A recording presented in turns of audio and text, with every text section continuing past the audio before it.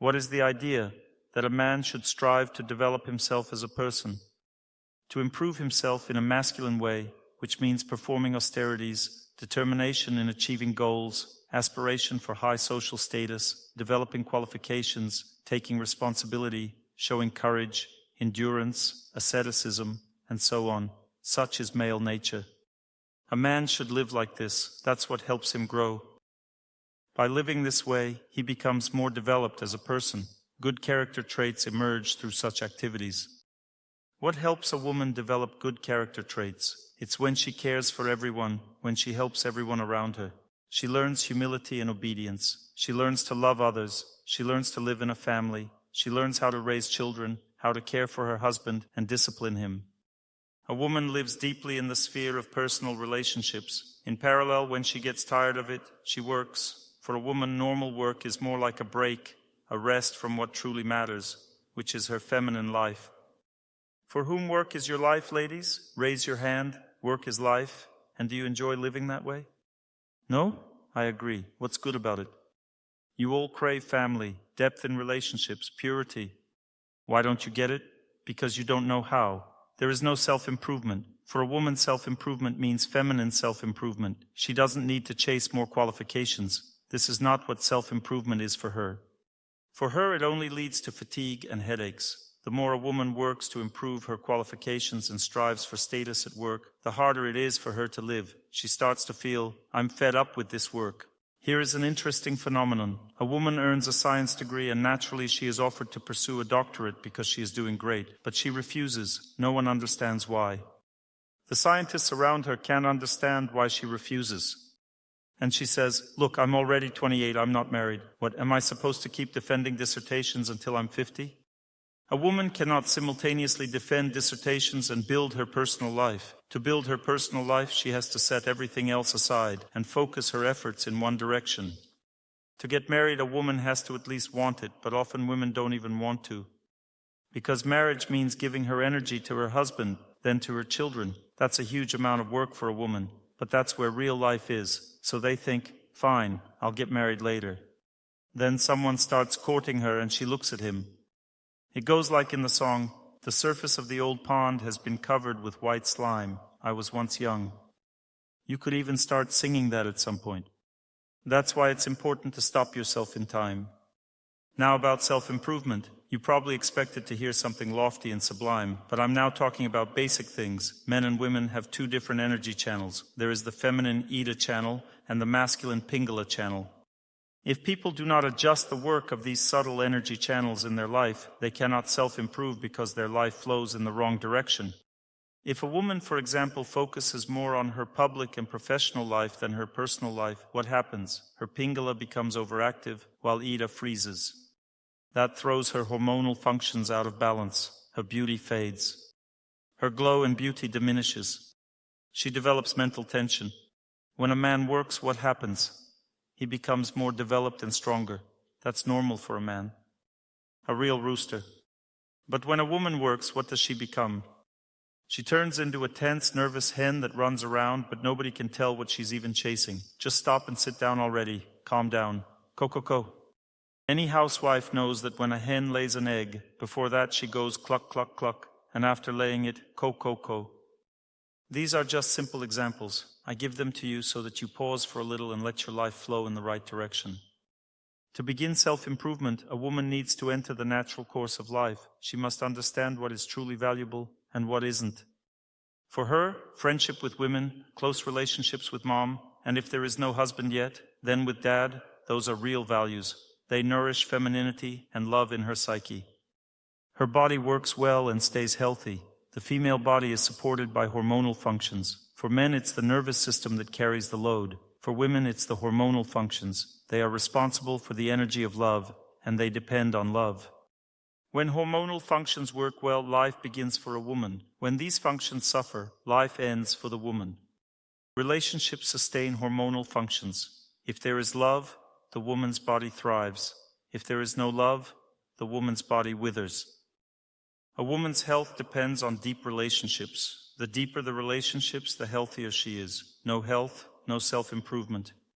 At the very least, set your body back into its natural rhythm. Ladies, who here has been listening to my lectures for about half a year? After half a year, you probably felt some change. I talk about this at every lecture. Does it feel easier? Has your life improved and become calmer? That means you're on the right path. Life is flowing in the right direction. Did you lose your job along the way? They laugh. Some did lose their jobs and some didn't. That's normal. The more beautiful a woman is, the less she needs to work. Did you know that? Those who are drawn to her beauty will work for her. The law is very simple, but women don't know about this law. No one teaches this in school. So the first stage of self-development for a woman is immersing herself in her feminine life. It can take about 6 months. And once she's immersed, how does she feel? She feels satisfied and calm. She feels her own strength, her influence on those around her. She feels her life is improving. She feels rested and healthy. Her menstruation becomes painless and easy. She sleeps well. She eats sweets every day. Everything is fine.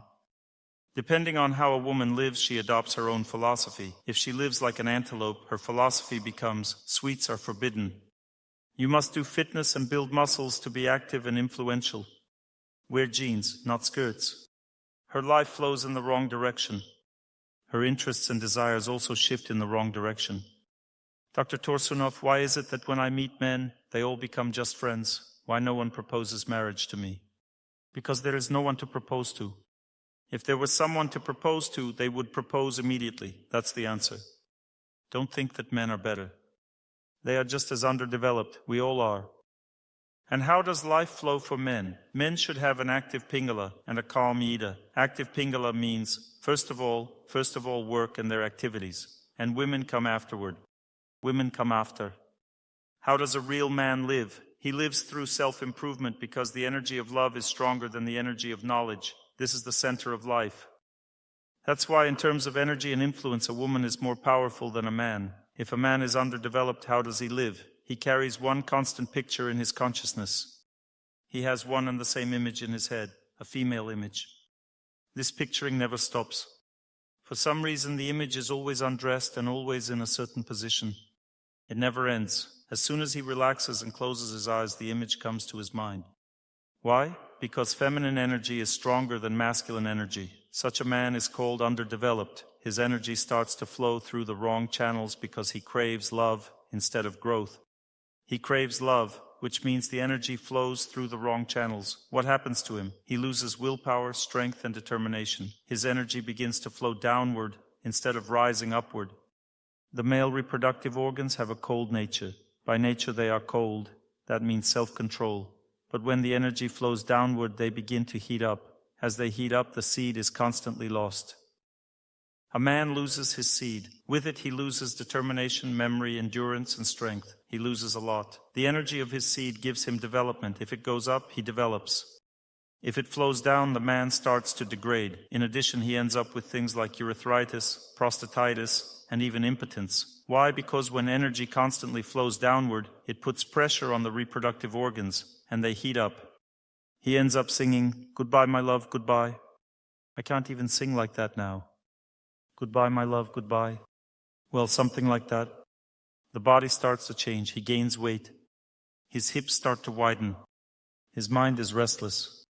That's what happens when a man's life is headed in the wrong direction. So what does a man need to do? He needs to understand the purpose of being born as a man. That means a man must overcome this desire for sex. He must overcome it. But our culture teaches the opposite. The very word man has taken on a twisted meaning. People say, "Are you a man or not?" But it doesn't mean self-improvement and putting work first. It means something entirely different. In our culture, a man is reduced to a monkey. When a wife says to her husband, "Are you a man or not? How are you behaving?" he doesn't understand what she means. He answers, "Of course I'm a man. Don't you remember?" She's talking to him about responsibility, endurance, honesty, about the fact that he should go to work someday instead of watching TV all day. Interesting, isn't it? Without this understanding, self-improvement can't even begin. We're watching the wrong movie in our heads.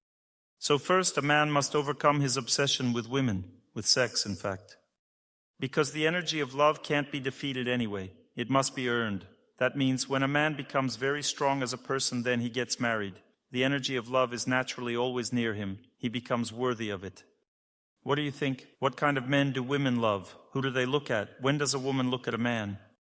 When he develops as a person, which means he becomes responsible, decisive, strong inside, strong-willed, intelligent, and brave. Is that right or not? A woman immediately thinks, that's a good man. Good doesn't just mean handsome and polished. Like those boyish men from Deep Purple, those boys at the age of 35, 40. This idea isn't new. Ancient scriptures explain all this. People lived like that. Boys used to study separately from girls. It wasn't good for boys and young men to meet girls.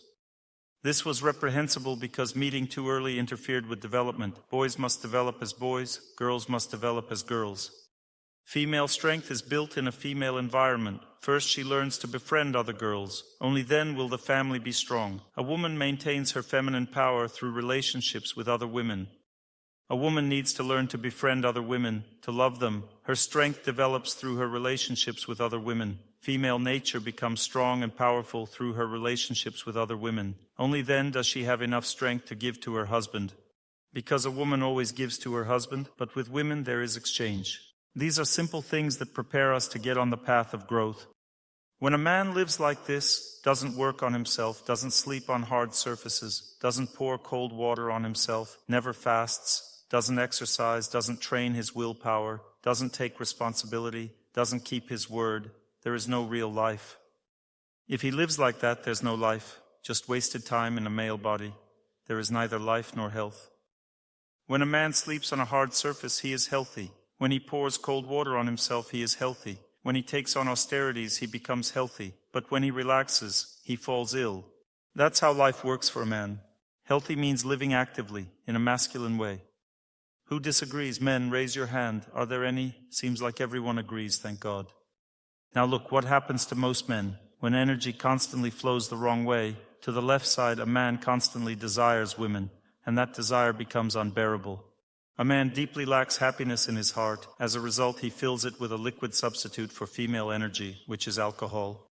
That's why men drink. The desire to drink has this nature. A man who cannot occupy himself with self-improvement needs to constantly relax somehow. But when a man drinks alcohol, he also turns into a woman. Because alcohol affects a man's psyche in such a way that it increases female hormones in the body. Men often become alcoholics simply because they don't know their purpose. If you were born in a male body, think about development and work on yourself to grow. The women will come along later.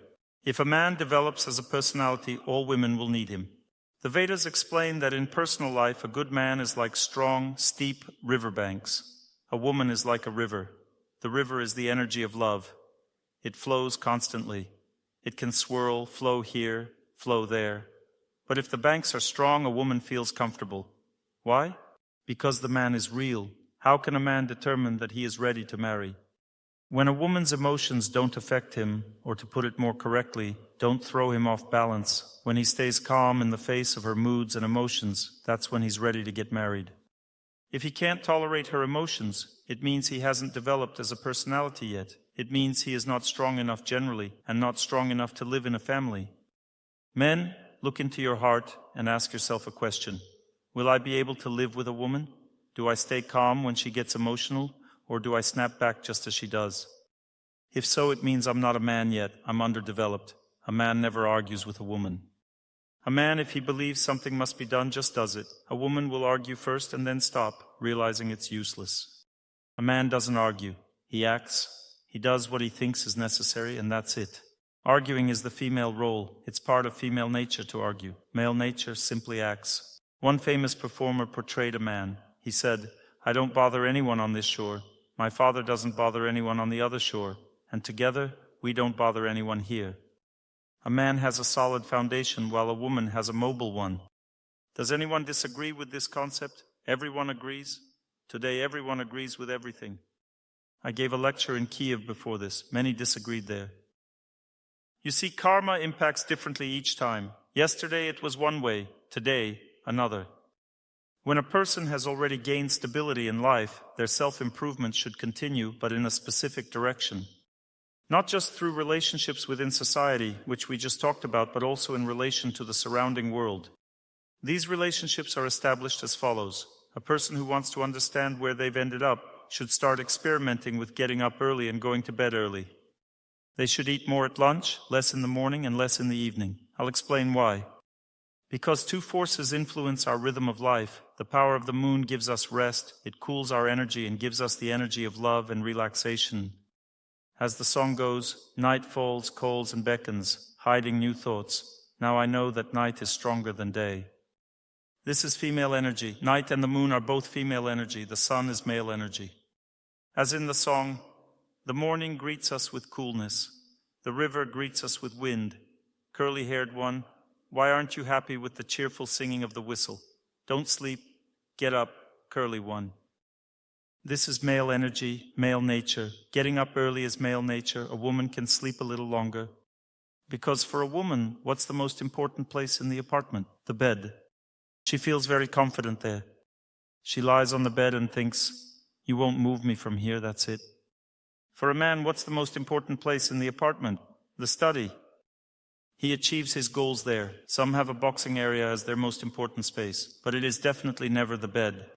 So when the sun rises, it has active energy. It has active nature.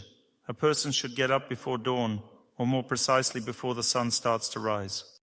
If we imagine the earth as round, then we are here. The sun's 90-degree rise happens around 6 o'clock in the morning. You shouldn't get up later than 6. It will be too late. If the sun has already risen and you're only just getting up, it means your psyche will not function normally. This is true for both men and women. A person will not feel comfortable. They will feel broken and tired. Why? Because when the sun rises and you're still sleeping, the destructive energy of subtle fire accumulates within you. In Ayurveda, this is called dosha pitta. It rises to the brain and spoils your mood. When you feel like you woke up on the wrong side of the bed, it means you got up too late. God gives to those who rise early. They never feel down. They feel happy and active in life. But to get up early, you need to exert willpower. And for willpower to exist, your life needs to flow in the right direction. You understand? A woman who works all day will not have willpower. Because her life flows in the wrong direction, she becomes restless. Why is a woman restless? Because her energy flows on the right side. She works a lot, studies a lot, and so she becomes restless. But when she spends a lot of time with the family, there's a lot of care and loved ones around, she becomes calm. Remember the previous task? So here's what happens. When a person starts to understand that everything is arranged for them, they just need to do things on time. They need to go to bed before 10 in the evening. Rest comes from the moon. Eat well at lunch because the power of the sun's subtle energy, will digest the food for you. You don't need to strain or worry about it.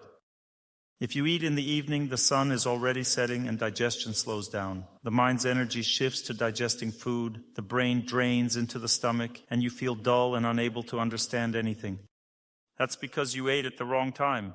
You see, everything in nature is harmoniously arranged. To understand this harmony of nature, you need to grow a little as a person and start following a daily routine. Why follow it? To have more strength and not to waste energy on what is unnecessary. For example, if a person eats early in the morning, their own strength digests the food since the sun hasn't risen yet. As a result, the food passes quickly, and after 2-3 hours, they're already running to the bathroom. It's like working for the toilet. In this case, nothing gets properly digested, leading to vitamin deficiency. But at lunch, when you eat well, the sun is strong, digestion works perfectly, and you don't need to eat as often.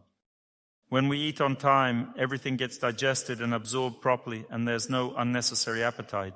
This shows that a person is beginning to understand there is a difference in how to live. Usually people live like however it goes. But those who work on themselves start to understand that they need to live as they should. This means intelligence begins to act on karma. You see, however it goes means karma is acting. Karma works through desires. I want to get married and forget everything else. I want to drink and forget everything. I want to punch someone in the face and forget everything. This is karma at work. But when a person can look from above at what is happening to them and their fate, it means intelligence is becoming strong. Working on yourself means strengthening intelligence. You need to cultivate the power of intelligence. For a woman, intelligence means the ability to love and forgive, the ability to build deep relationships with everyone. This is her female strength. For a man, intelligence means willpower, strength, inner firmness, steadfastness, asceticism, determination, reasonableness, responsibility, and so on. Male intelligence is strengthened like this. For a woman, intuition and insight develop, understanding of things comes, and she becomes able to foresee situations. Her influence over her loved ones increases. She can control the situation. She loves her close ones deeply, so they grow attached to her, and they obey her. But you need strength for all this. If you ask someone who works on themselves, what do you lack in life to live well? They'll say, I lack the strength to get up early. I lack the strength to forgive. I lack the strength to overcome my fate. I want to stop loving someone, but I can't. I don't have enough strength. Where does strength come from? Why is there not enough strength? Others seem to have enough. A person might say, I have enough strength. Yes, but that's because they have never worked on themselves. They never quit drinking. They just say, I can quit any time. They never quit smoking. They just say, I quit any time. They have never worked on themselves. They never restrained themselves in their desires. They just did whatever they wanted also in sexual desires. As much sex as I want, that's how much I have, which means they don't know themselves. And they say, I'm a free person, I live as I want. But according to the Vedas, a free person is one who controls their impulses and is free from them, because we are actually slaves to our impulses, slaves to karma. A free person controls everything, and that's what makes them truly free. For example, why do people argue with each other in families? Because they are not free. They are very dependent on the moods and desires of their loved one because they want to enjoy them. If a loved one doesn't please me, I feel hurt. I start arguing with them, demanding they please me. But it's not really my fault. It's my karma that made them treat me badly. And they, like a puppet in the hands of my fate, act this way. But we don't know anything about this. We think, this jerk is getting on my nerves. But he wasn't getting on your nerves. He's actually good. He just became your husband. And that means he will torment you because that's how your karma works. For example, he doesn't torment the neighbor, does he? Even if he tries to torment her, she'll just say, go torment your wife. And so a person often lacks strength. The one who lives without purpose lacks knowledge of how to live. Even if they gain knowledge, they lack strength. Where does strength come from? This is the main question of self-improvement. Many people think self-improvement means just knowing more about what to do, but that's a meaningless pursuit. Knowing more does not help. Because to do something, you need to have the strength to do it. So how to start getting up early? I'll explain now where strength comes from. The ability to act depends on how significant the action is to you, on how important it feels. For example, if a woman doesn't matter to me, I won't approach her. But if she matters a lot to me, I'll do everything to meet her. I'll be able to do everything and overcome all obstacles to meet her, right? It's the same with waking up early. If you truly feel it's important, you will definitely learn to wake up early. So where does this sense of importance come from? From what? As the song goes, why does the accordion play? Because someone loves the accordion player. So the significance of an action comes from having a taste for it, and the energy of love is always the key. Who has a taste for waking up early? If you get to know these people who raise their hands, the significance of this action will increase enormously in your life. And you'll naturally want to wake up early alongside them. They will call you and ask, did you wake up early today? You'll say, no, tomorrow. You see, you can't force yourself, right? There's no taste for it because taste is transmitted. Little by little, you get used to it and start waking up early. Who's already used to it? For whom does it feel natural? You see, it means you've already gained this power in your intelligence and your life has changed. What happens to someone who wakes up early? They become optimistic because the energy of the sun naturally lives within them. They develop the ability to forgive and think positively. As some psychologists say, they simply become positive. I once had an experiment with a psychologist. He said, just forgive. I replied, okay. Unforgiveness is pain. How do you remove pain? He said, just remove it. Well, I said, let me put a needle in your bottom and you sit there, relax, and tell yourself it doesn't hurt. But it does hurt, and I can twist it even more. He understood then that pain doesn't just go away just because you want it to. What is pain? I explained to him what pain is. Pain is contact between people.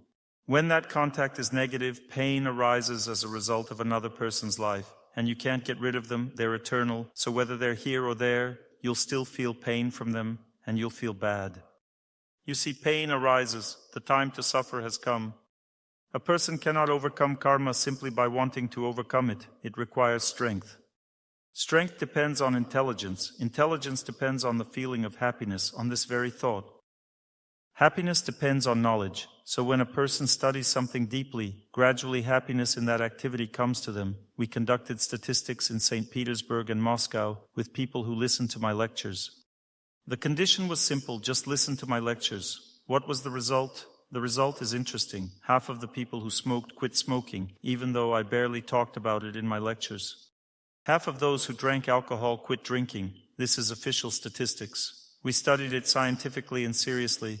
There are even published papers about it. And we didn't do anything. No forcing, no orders.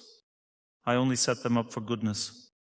I didn't give any instructions. I just talked about how to live. Gradually, people quit smoking on their own, and we recorded the statistics. Interesting, right? Let's collect some numbers for our statistics right here. Who here quit smoking abruptly, just stopped? Raise your hands. Look around. Look. These people quit by willpower, meaning they have strong intelligence. And who among you here quit on your own, just naturally stopped? Raise your hands. See? No fewer hands. You see, people quit smoking on their own. What does this mean? It means they gained enough knowledge to do so. It seems strange. There's addiction, dependency, and all that. But this dependence is actually on knowledge, on the taste for life. The taste for life is the most important thing for a person. When the taste changes, life changes. But changing taste is very difficult. It requires proper communication. Relationships are needed, you see, relationships. Relationships are the most important force that changes a person and their life. For example, say you have a close relationship with the president of the country. What happens to your life? Well, you definitely won't be slaving away at work in this case. Do you agree? You agree. You see, close relationships give power to a person, any close relationships. Suppose a person has the strength to wake up early. You build a deep relationship with them, a deep friendship, and soon you start waking up early too. This is the simplest way to change your life, through the power of listening. Now let's return to the senses. Listening is the most important sense. The Vedas explain that a person's voice transmits their consciousness. Their taste for life is transmitted through their voice, and listening changes the intelligence. Is the taste for life in the intelligence or in the mind? When a person listens, listening changes the intelligence. This means karma is defeated through listening because intelligence can defeat karma with knowledge about what is right. For example, I want to live this way, but I know that the right way is that way. So fate is defeated. What is the first stage of victory over karma? It's when I know what's right, but I still can't do it. How can we characterize this? Like in the song, "Oh mommy, I was sledding all day. I met Kolyushka, to my sorrow. Oh mommy, why?" You know, a person still has a taste for their old life, but they already know that it's wrong. They live the old life, but ask mommy what to do. You see, this is normal. Don't worry about it. Don't tear your shirts out of frustration because everything changes as the right taste develops. You just need to put headphones on and keep listening. That is, listen to lectures, listen to spiritual music. At first, a person is filled with strength, and then they begin producing strength themselves. So the first stage of self-improvement is adoption. For example, if a person stands next to a sandalwood tree, what happens to them? I'll explain now. In India, they sell sandalwood figurines. If someone thinks it's real sandalwood, they're mistaken. What really happens there? Near a sandalwood tree, which has tremendous aromatic power, they plant ordinary trees, just regular trees. These trees grow and begin to smell exactly like sandalwood. Then they cut them down and plant fast-growing trees. Cut them down, make figurines from them, and these figurines smell like sandalwood for their entire life. Similarly, a person who has developed a taste for a different happiness smells different. It's a different life. Because the taste for happiness is the most important thing in life. And it is transmitted through listening. What kind of listening? Trusting listening, attentively, listening with faith. The more we believe, the deeper this new way of living penetrates us. This is how human consciousness works. Self-improvement begins with listening to spiritual music, listening to lectures that purify consciousness. Or say you learned about this but don't want it to be so, then you should leave the lecture, because it's dangerous. You're not listening to the right thing, and you won't get the right result. If you listen with faith, you become the same. So if you're afraid that you'll become like Dr. Torsunov, then it's dangerous to keep sitting here. Sound is the greatest force that affects a person's fate. Try to deeply absorb and understand this. That's why I don't watch TV. There's nothing worth listening to there. The sound that comes from there is mostly like this. I told you I would let you go. Remember Schwarzenegger? He's holding a guy by the leg from a cliff and says, "I promised to let you go, so I'm letting you go," and the guy falls into the abyss. That's what we watch, but most importantly, we listen to it. And through listening, a person's consciousness and their intelligence are transmitted. In my home, day and night, the voice of my spiritual teacher is constantly playing. This is the atmosphere my wife and I live in. This atmosphere is pure and sublime. When a person listens to and connects with those who live like swans, or who want to live like swans, gradually their feathers become lighter. This happens by itself, no need to worry. Consciousness changes, tastes change, interests change, and everything unnecessary falls away by itself. No need to worry. Self-improvement doesn't mean cutting something off, like deciding to quit smoking or quit drinking. You don't need to quit anything forcibly. Who among you naturally quit drinking, just suddenly stopped drinking? And who among you abruptly quit through sheer willpower? That's good too, but fewer hands. See, there is only one person. This means it's possible both ways, but the natural way is easier. The other way is just harder, that's all. It's good, but it's harder. Who naturally stopped cheating? Well done. Those who are laughing for no good reason. This was a very important question, and it was right to raise hands. This is another topic I want to talk about now. I asked this question on purpose. Those who raised their hands, do you know what you just received into their lives? What do you think? You received a power that is hard to overestimate. This is called the power of making amends. When a person raises their hand in front of everyone, admitting they cheated, it means that they will never cheat again. That's it. They've put a period to it. Everyone else is afraid to raise their hands because they still believe in the old ways. But the one who already knows that this is not the way, they just raise their hand. Who quit cheating? Thank you, thank you. So you have the power of blessing from all these people. Strength also comes from making amends. A person must learn to repent, because if they don't, everything will repeat exactly the same way. The story will move in the same direction. One needs to repent to someone, not just into the air, but to someone. So it's very important for a person to have someone senior in their life. Look at how relationships with seniors are formed. It's easiest to have a senior very far away. Very far away means a holy person from an icon. You simply start repenting before Saint Matrona and so on. This is simple because she won't come alive and tell you you're such a scoundrel, and you will do the same thing again. That's unlikely to happen, so it's good to repent this way. But know that even if they're from an icon, a connection is established. And it's very important to establish a connection with a pure, dignified person, because the taste for happiness gradually enters the heart. You begin to feel and live their life. It's very important to know this. And it's also important to know that we don't let anyone into our hearts at all. If you think your relatives are close to you, you are mistaken. They are rightfully placed in our hearts by God, but when a loved one passes away, what happens? What do you think? We begin to wail. Why do you think we cry? What's the reason? Those who have recently lost a loved one, raise your hand. Here's a question for you. What's the reason we cry? You don't realize it? Would you like me to reveal it to you now? And once I do, you'll agree? Because you didn't manage to do everything for them that you wanted to.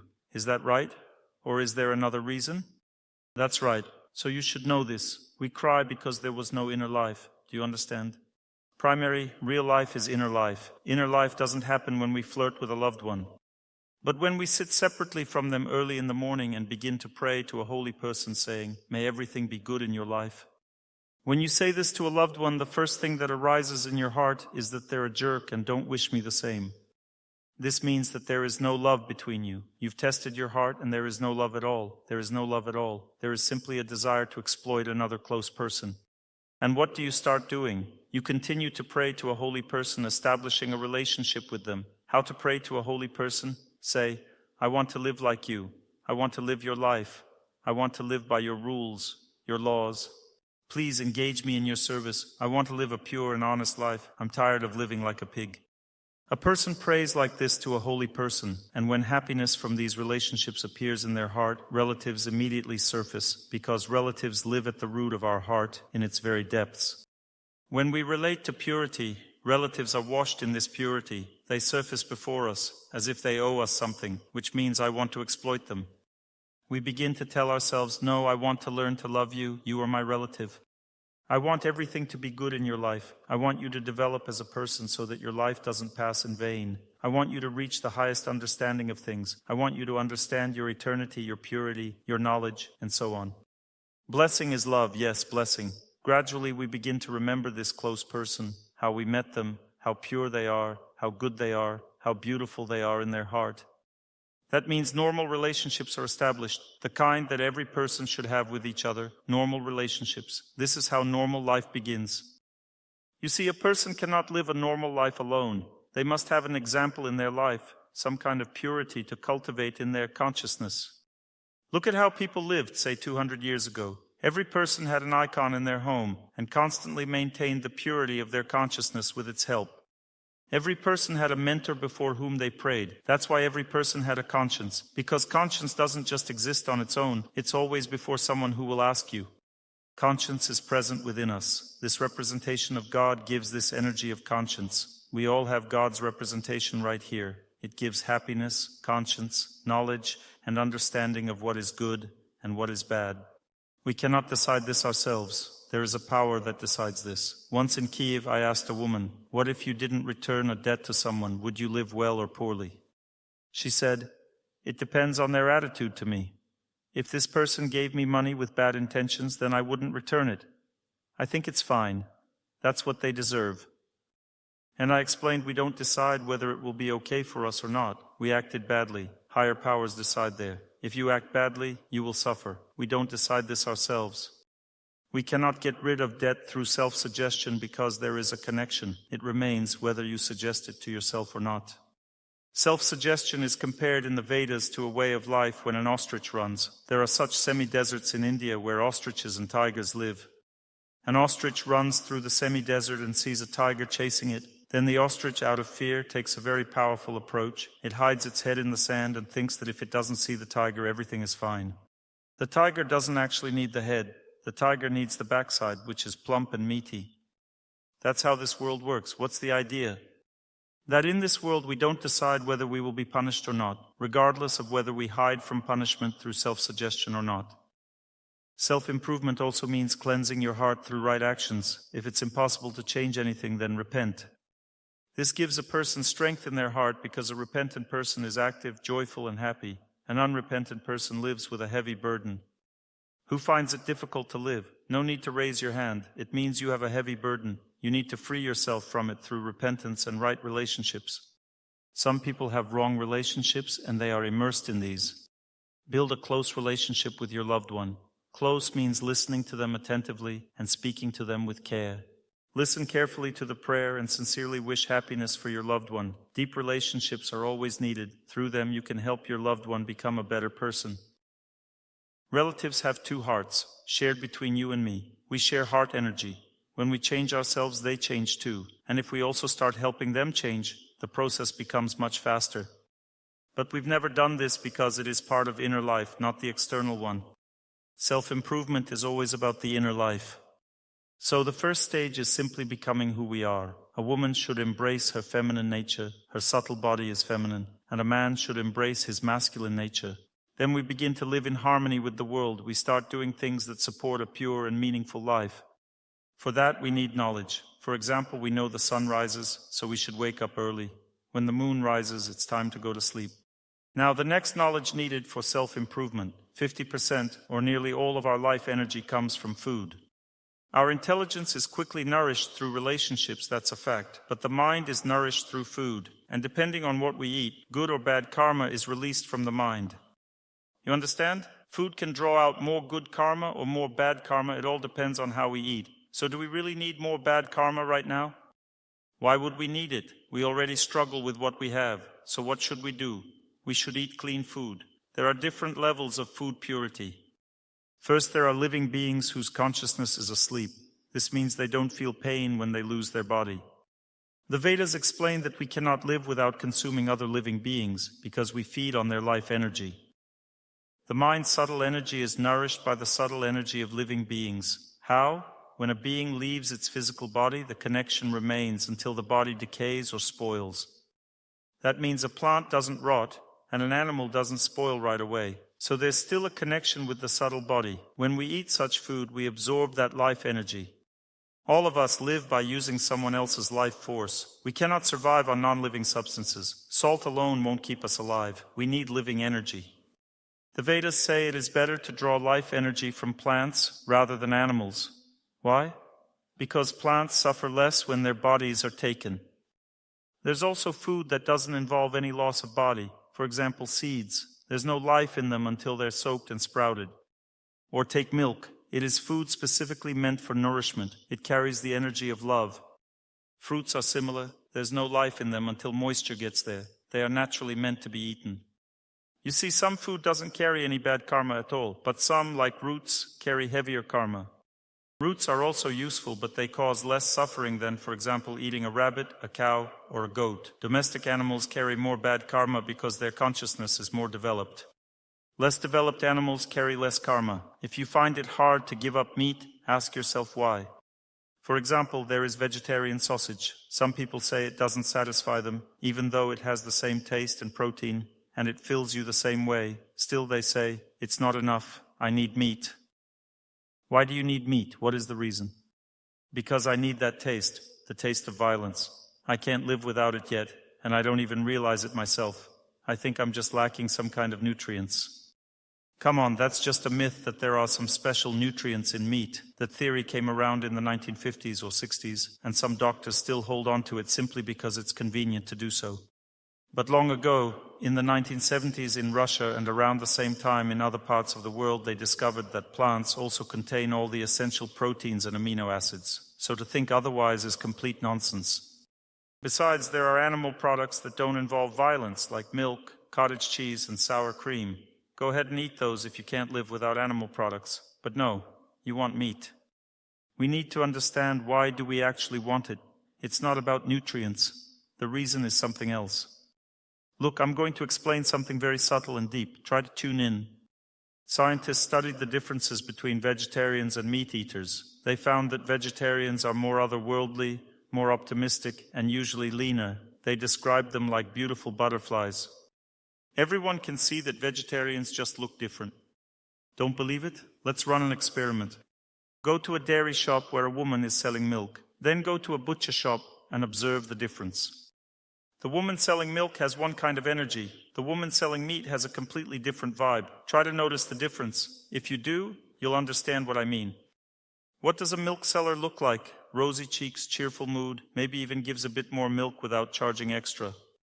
And the one selling meat. Do you feel the difference or not? So, food strongly affects our consciousness. Not just the kind of food, but also who prepares it. The Vedas talk about this.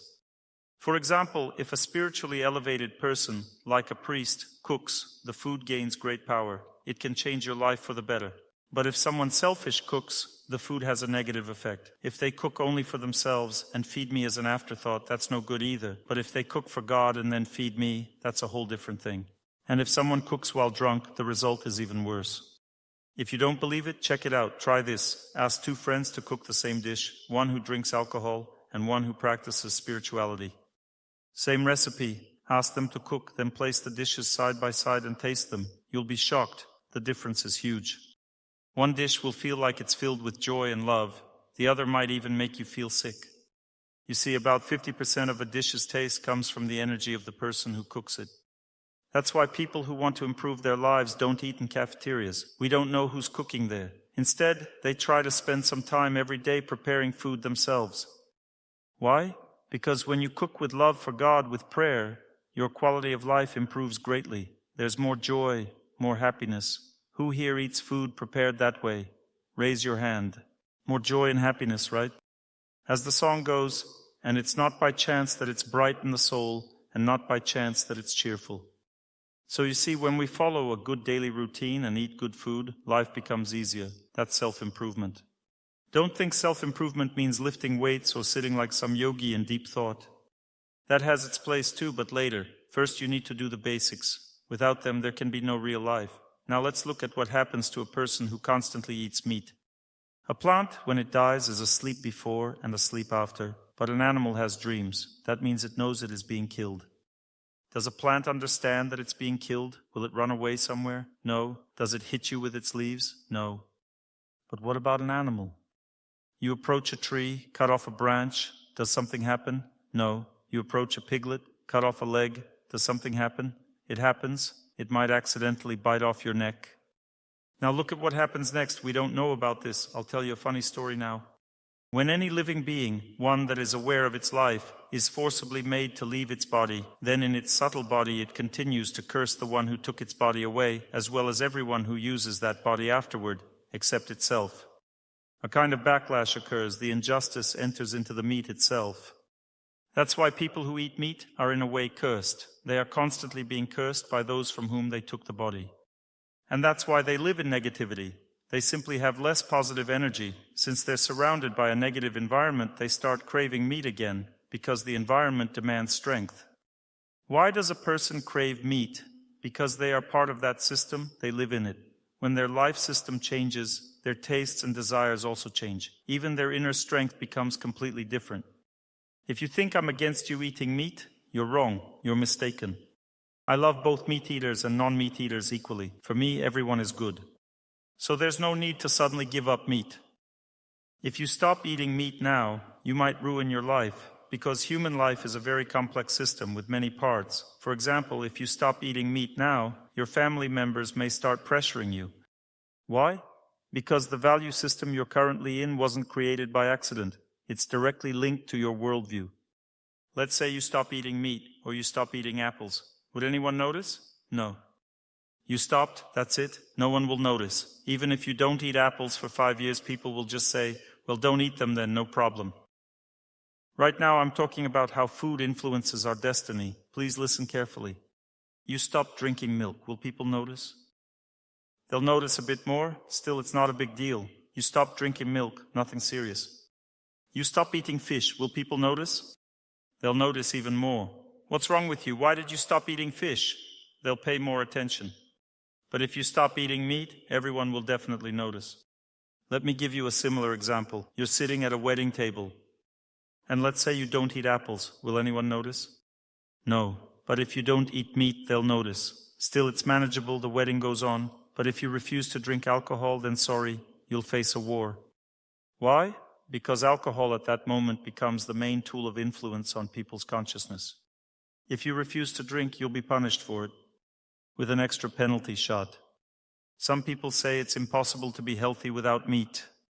Where does this belief come from? What do you think? It comes from attachment to meat again.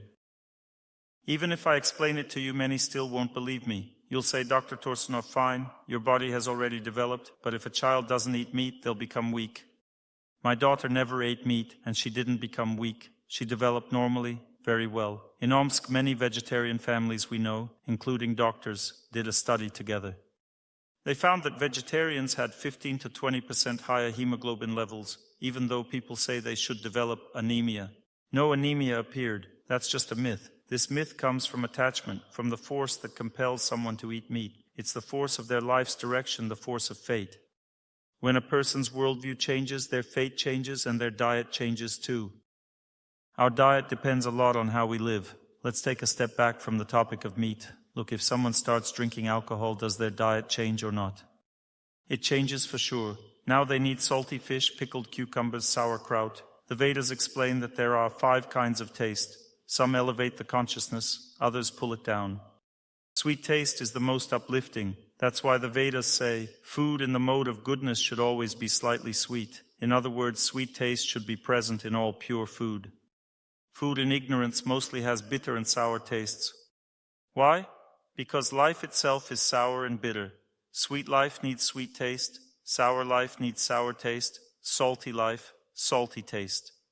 You see, as I speak about different types of life, you immediately understand what I mean. This shows how much tastes influence a person's fate. What does vodka taste like? Bitter. Cigarettes? Also bitter. Bitter is considered the most ignorant taste. Sweet is the most pure. When someone starts living the right way, sweet taste increases in their food, while bitter and salty tastes decrease. An ignorant lifestyle includes things like sauerkraut, pickled cucumbers, salted fish, and everything like that.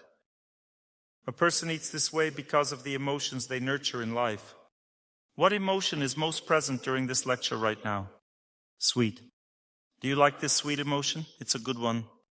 Now I'll show you a different one, not sweet. You'll tell me which one it is.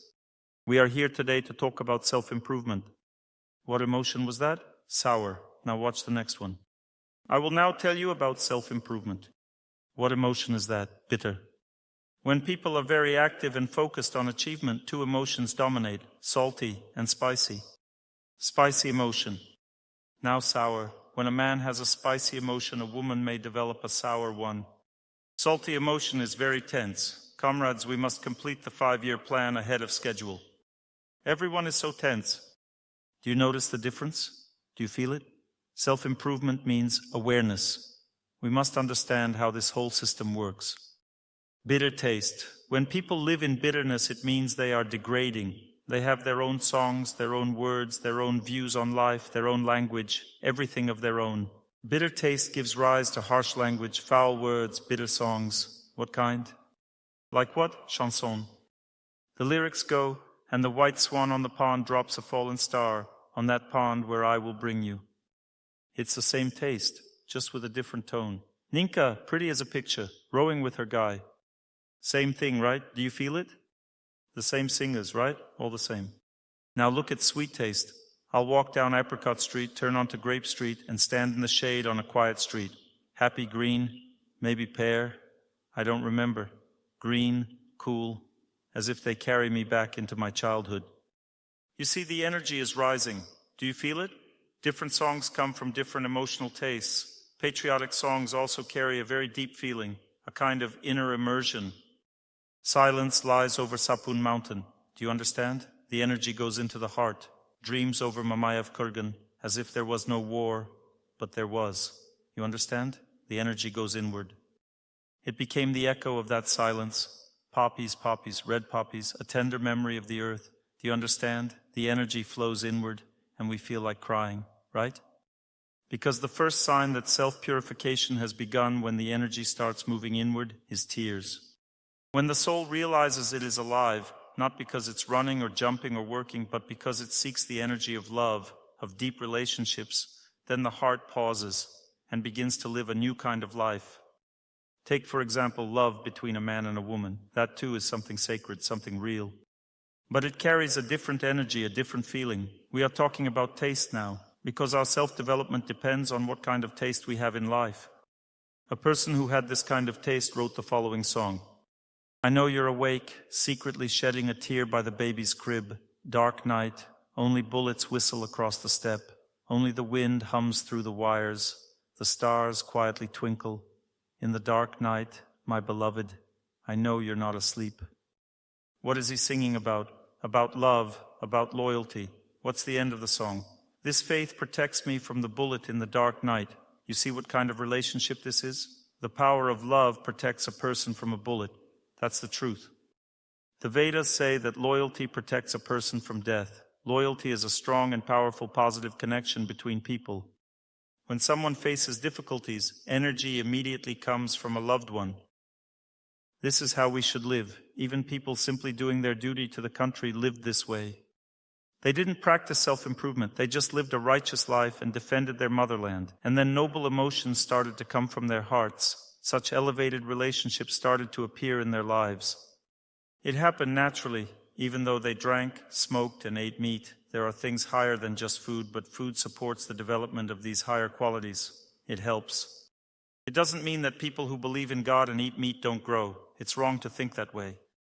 But something still blocks deeper development. That's why saints and ascetics of the Orthodox Church didn't eat meat. Why? Because they understood what should and shouldn't be eaten. This awareness had already developed in their minds. So why wait? You can start helping yourself earlier, before you reach the level where your heart naturally understands it. There's a good way to grow. Listen to those who know. That's a sign of a wise life. So we've discussed the first steps of self-development. First, understand whether you are in a male or female body. Then daily routine. Then proper food. What do these things give to a person? Remember, I said it from the beginning, the strength to change yourself. If you eat properly, energy rises upward. Positive strength appears. If you eat wrongly, energy goes down. Bitter taste below, sweet taste above. When energy goes down, life becomes bitter, and thoughts become bitter. If energy goes up, that means wake up early, wake up early, wake up early. As soon as the morning starts singing at the gate, param param, you'll see and hear a cheerful drummer picking up his maple sticks. Pam param pam param pam. Energy goes up. It's a completely different state of mind, fresh, active, happy, joyful. We will win, right? Or not? We need positive thinking. We need the power of faith. It grows with sweet taste, a sweet life, sweet relationships. If you haven't forgiven, forgive. If you want to win, forgive. Protect your heart. If you feel heaviness or chaos inside, overcome it through proper relationships. So the next stage of self-development, after all the ones I've listed, is to understand where you are now. Most importantly, once you realize that you live in this harmonious world, you should eat what is right. Because food carries different energies and you take them in. After that, you must understand that relationships are the greatest force in life. They are what transform us. And the most important relationship in a person's life is the one with holiness. That's the most important one, because it gives the greatest strength, purity, and knowledge to a person. Strength is the energy of eternity. Purity is the energy of love. Knowledge is knowledge. Without purity, there is no love. As one woman said, "How can I live with this man? He was unfaithful to me." Love has a pure nature, not a polluted one. Holiness gives us all of this together. And then comes the next stage of relationships, the most important stage of self-development, because relationships give a person great inner strength. Relationships are a deep thing. Most people have no real relationships. That's why their lives feel so empty. If you look into many people's eyes, you'll see tears. Why? Because they don't know how to live correctly. Many people live in this world searching for relationships. After a lecture in Kiev, people came up to me, looking, trying to get something from me, asking questions. I understand. It seems like that's what you're supposed to do. But there were a few who didn't do that. They sat quietly, at a distance, and connected through the heart. These people are close to me. The others simply don't understand what they're doing. True relationships are built in the heart. They live inside us. There's no need to run after each other. Knowledge also comes through the heart. No one will explain it better. No chasing needed. Let me explain how this works. Someone came and asked me, "How should I live? What should I do with my life?" I looked at him and told him what his path was. The next day, during another lecture, I called him up and asked, "Will you move your life in this direction?" He hesitated and said, "I have some doubts." Even though he had insisted I give him an answer. And I did. But what was the result? Doubts. Why? Because words don't matter much. What matters is the connection of hearts. If you don't accept someone in your heart, you won't be able to trust them. So why chase after people? You need to accept them in your heart. If you accept me in your heart will begin to change in line with mine. And then there's no need to go anywhere. Where would you even run? I build my relationship with my mentor simply by praying to him every day, and he is with me. Another mentor of mine has left this world, but he is still near because I also pray to him. If I didn't, his presence would begin to fade. Memory stays alive when you serve someone in your heart. As the song goes, and memory is sacred like the reflection of a holy flame. Forgiveness, forgiveness, now ask it of me. But actually it should be the other way around. Memory is sacred. It reflects the flame of a saint's heart. And why do we need to ask for forgiveness? Because it clears space for that flame to enter. The heart is filled with impurities. It needs cleansing.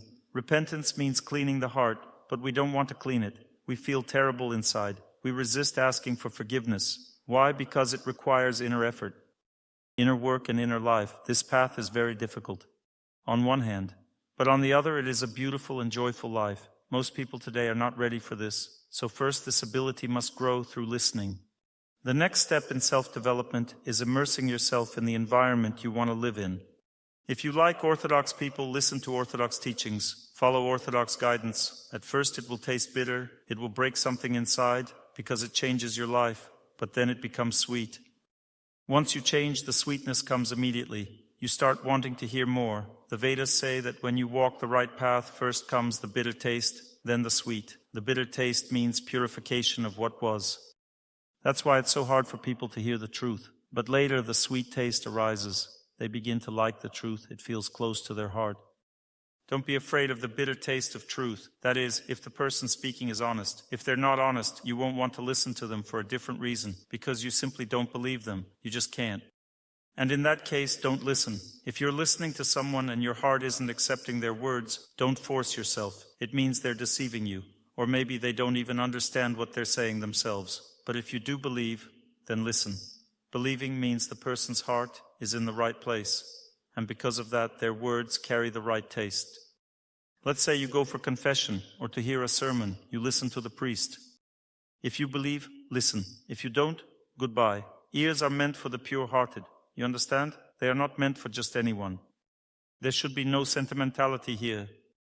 What kind of faith should you have? The one that lives in your heart. If there is no faith in your heart, keep searching. If you like both, that's fine too. Why do you divide religions? Let me explain. It comes from immaturity. Mature and wise believers don't divide faiths. They follow their own path, but respect all others. Why? Because God created different faiths for different people. Faith is a path to Him. We should form the deepest and most elevated relationship with the deepest and most elevated being. You understand? What kinds of paths are there? Many. Each person has their own. You need to find yours. Why do we divide? Because inside us lives anger and envy towards those who are different. That is a sign of immaturity. A mature person does not feel anger towards others. Others means those of a different faith. How do you know someone is different? They follow another faith. That makes them different. A person of another faith is not just someone else. They follow a different path. But if you love people of all faiths, then you are a developed person. If you don't, then you are still growing. Both are normal. The Vedas say that beginners on the spiritual path often behave fanatically. They believe in one thing and reject the rest. Why? Because they are still immature. As they grow spiritually, they begin to love all faiths because they see God's presence in each of them. So don't pay attention to immature people. If someone around you behaves fanatically, they won't be able to help you anyway. Look for those with sweet, calm, honest, and envy-free hearts.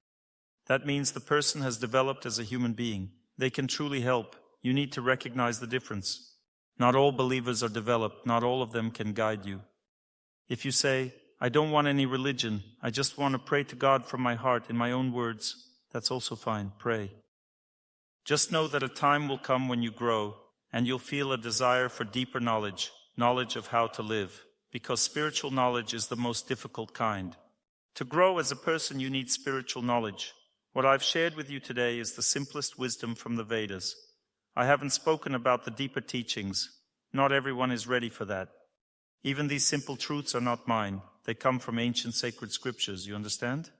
Only ancient scriptures offer paths for true personal growth because they were given by wise people for our benefit. You understand? How do we know this knowledge is real? It doesn't die with time. If it has lasted for 2,000 or 3,000 years, then it's genuine. Time proves true knowledge. So don't go for new movements. Choose the old time-tested ones. They work better. Why do people prefer ancient prayers and practices instead of making their own? Because ancient ones have more depth. Your personal practice helps your own understanding, and that's also good. But if you adopt the prayer or mindset of a priest, a saint, or a great soul, you also take on their elevated consciousness. Think, how do most people live? They say, I can do everything. I'll never break my promises. I'll warm the earth with my breath. But this is a sign of immaturity, because truly developed people don't rely on themselves. They trust their elders. Try to understand the difference. We all tend to believe in ourselves. Why? Who here has a mentor? Raise your hand.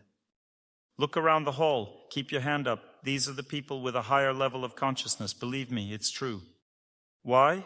Because human levels of consciousness are divided in this way. If a person cannot accept someone senior, it means their intelligence is stuck in ego. They can't grow beyond their own shell. If a person accepts a senior, it means there's already a crack in the ego within their intelligence. This means they have stepped onto a platform that will lead them to a vibrant life, a pure life, with correct and deeper understanding, beyond what society usually dictates. Without a senior, this is impossible because consciousness is passed from one person to another. It doesn't arise from inside ourselves. Do you know why? I'll explain. We see the world through karma, through the lens of our experience or sins. Call it what you want. There's no opening there, you understand? The opening is only in the intelligence. Only intelligence can connect with the soul, bypassing the mind. It links with the soul regardless of the mind's condition because it is subtler than the mind. That's why intelligence is not limited by sin. Even if you're very sinful, if you believe in a saintly person, your heart will start to shine with that faith, no matter how many sins are there. The Vedas say that sins melt away, meaning our wrong ideas about life melt away through knowledge and purity. So you can keep bumping into your sins, follow them, and learn through suffering. or you can accept a mentor, a senior, and overcome your fate easily. But something holds us back, right? Accepting someone senior? What if they lead me the wrong way? But tell me, are you sure you'll lead yourself the right way? Can you pull yourself out of the swamp by your own hair better than if someone helps you? That's the real issue. We trust our karma. That's a sign of immaturity. We believe in our fate. Look, we all believe in our fate, but where does it take us? To the same place, the grave. Are there any options? No. But even after I say this, some people still don't believe it. They think their fate will take them where they need to go. But where will it actually take them? To the grave. Everybody dies. When my spiritual teacher was sharing his knowledge in America, someone said to him, "Why did you come from India to teach us? Your country has a higher death rate." He looked at them and said, "Let me tell you something important. In both India and America, the death rate is the same, 100%. Yes, and people don't realize this. And this is a serious problem. So one day our life will end, but we strongly believe in it. And when it ends, we become disappointed. Why?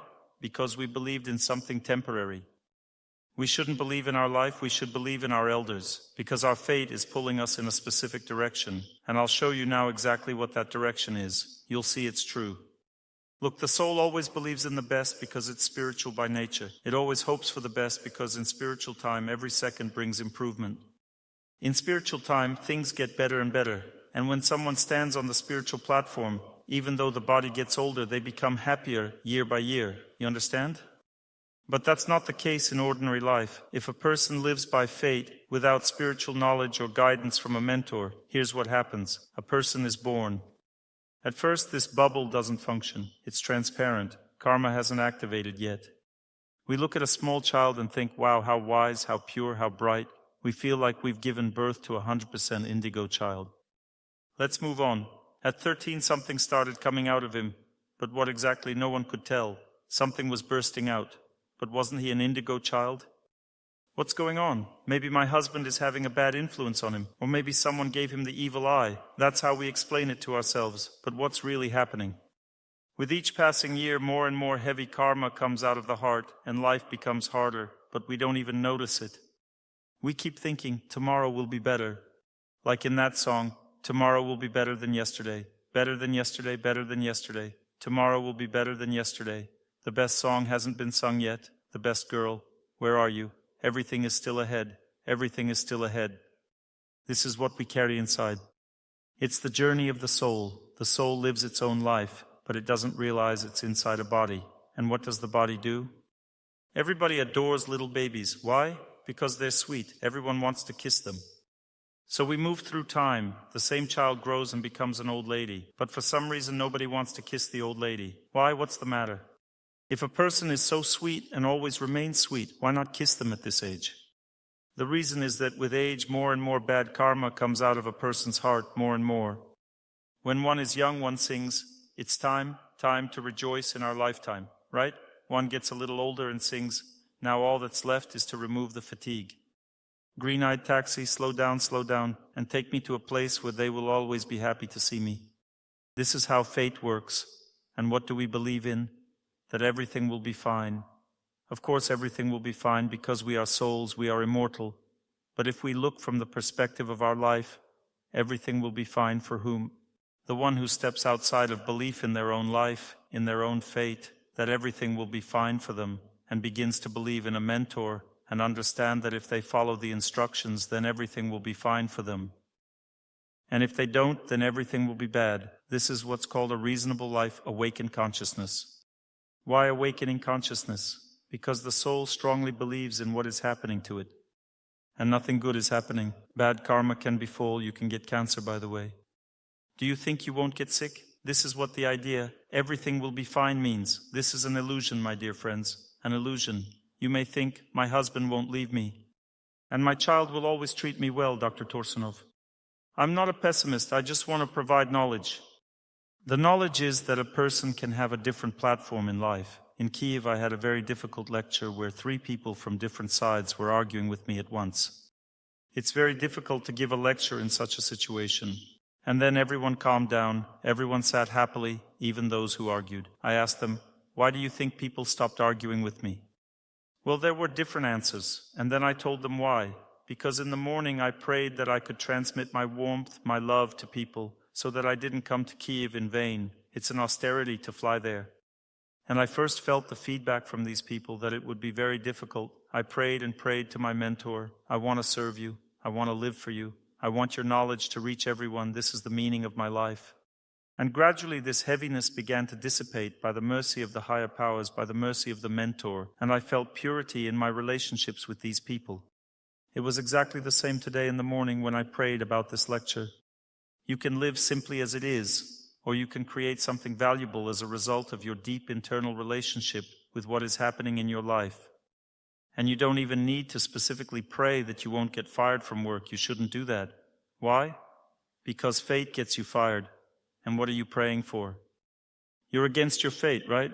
But you shouldn't resist it. You need to distract yourself from your fate and start building pure relationships with holiness. And fate will come back and say, where are you going? Think about me. You'll get fired from work. Pray about that. But you decide, no, I want to serve my mentor. I want to live for him, follow his instructions. I want to live his life. I want to breathe his air. I want to live for him. And gradually your desire will win, because a person's will is decisive in this life. Wherever you direct your will, that's what your life will be like. And then at some point you feel that purity comes from the mentor, and in your heart regarding work it becomes calmer, then even calmer, and then at some point you will have two choices. When your heart calms down, your heart will tell you that you can now use your power to keep yourself at work, but you will have this kind of life. Or you can use your power now to leave work, and you will have another life. Choose. You see, when a person begins to build relationships with purity, they have freedom of choice, which is woven from knowledge. Let's say a woman wants to leave her husband. There's just a burning desire in her heart. Desire means karma. She sits before a holy person and prays. What is her goal? To remove the desire. She doesn't know whether to leave or not to leave. She doesn't know anything about it.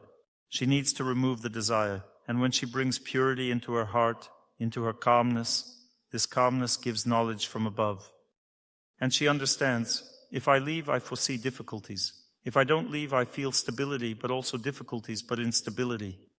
If I leave, then difficulties and no stability. If I stay, then difficulties and stability. She thinks, I'll stay. Why? Because a person in knowledge always acts correctly, and knowledge always comes from above. I'll now use another way of explaining. Look, a person has two fates. One fate dictates to us from within. We need to study, we need to give birth, we need everything. You see, a dog also gives birth and doesn't stress about it too much. Why stress a lot about giving birth if it happens by itself? What happens to those who stress about giving birth while being pregnant? The uterus tenses because they actually interfere with natural processes. We interfere with our consciousness. A woman who doesn't think about it walks around with a big belly and gives birth normally, that's for sure. Another girl, let's say, loves everyone, takes care of everyone. They ask her, do you want to get married? She says, of course I want to. All girls want to get married. And why aren't you stressing about it? She says, I'm fine as I am. It's okay for me to live like this. I have so much love, many friends. Will she get married? Definitely. 10 people will line up. Now the one who is stressed out, constantly thinking, I want to get married. Will she get married? Not necessarily. She's getting in her own way. You see, in fact, it turns out that if we think too much about our fate, we only set traps for ourselves, we don't help it. If a person is strongly attached to passing an exam, then what happens to them? They come to take the exam, look at the teacher, and try to get a grade. When they try to get a grade from the teacher has a strong desire in their heart to give a worse grade. Who's a teacher? Raise your hands. Do you agree with me or not? 100% sure. Those who have given exams know it's simply unbearable to communicate with such a person at all. The second option, when students don't know much but they really respect the teacher, they honestly say that I tried to study but I didn't do very well, to be honest. And they just want love, relationships, and the teacher looks at them. Everything is fine. What color is the chemistry book? Blue. Correct, well done. Who wrote Oginsky's Polonaise? Tchaikovsky? No, wait, think carefully. Oginsky's Polonaise, Oginsky's. Beethoven? Well, think about it. Oginsky's Polonaise. Oginsky? Yes, well done. And who wrote the Dance of Swans? Oginsky. Sit down, you get C. All right, let's move on. What's the idea? that we have one fate in which we all live, but there is another fate which is a person's mission. This fate sleeps in our heart, and it can sleep for many lives in a row until we awaken. Every person develops as an individual, but one can develop in different directions. Look, I had such an amazing case in my life when I lived on the 9th floor, and on the 5th floor lived a young man. He was a year younger than me, very handsome and talented. I always thought, God, such people exist on earth.